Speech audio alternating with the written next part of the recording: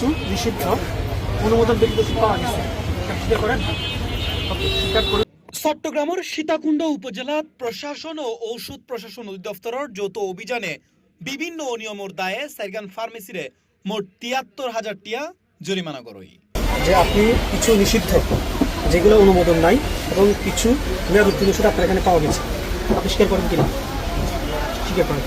বৃহস্পতিবার জুলাই ৩০ তারিখ দুর্গে পৌরসভার বিভিন্ন ফার্মেসিত নির্বাহী ম্যাজিস্ট্রেট ও উপজেলা নির্বাহী অফিসার ফখরুল ইসলামের নেতৃত্বে ভ্রাম্যমাণ আদালতে অভিযান পরিচালনা করে।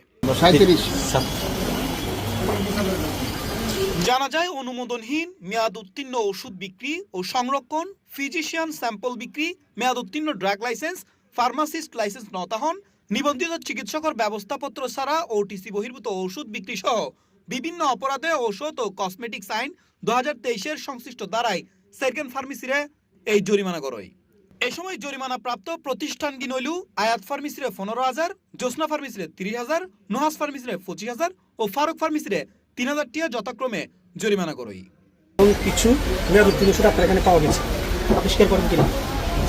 স্বীকার করেন। তাহলে জরিমানার অর্থ ডিজিটাল ক্যাশ রেজিস্টার ডিসিআর এর মাধ্যমে আদায় করই। অভিযানত ঔষধ প্রশাসন অধিদপ্তরের অফিসারবৃন্দ উপস্থিত আছিল এবং সীতাকুণ্ড মডেল থানা পুলিশের সদস্য তারারে সহযোগিতা করে। অভিযানের বিষয়ে নির্বাহী ম্যাজিস্ট্রেট ফখরুল ইসলাম হয়, কিছু মেয়াদ উত্তীর্ণ অনুমোদনবিহীন নিষিদ্ধ এবং যেগুলা ফিজিশিয়ান স্যাম্পল এগুলো পাওয়া গেছে। তো এগুলো আইনত এটা একটা অপরাধ। আমরা ঔষধ প্রশাসনের অভিযোগের পরিপ্রেক্ষিতে আমরা 4টি দোকানকে ৭৩,০০০ টাকা জরিমানা করেছি। এ সময় উপজেলা প্রশাসন ও ঔষধ প্রশাসনের কর্মকর্তা হয় জনস্বার্থে এ ধরনের অভিযান ভবিষ্যতেও অব্যাহত থাকব। সহায়তা করেছেন সীতাকুণ্ড মডেল থানা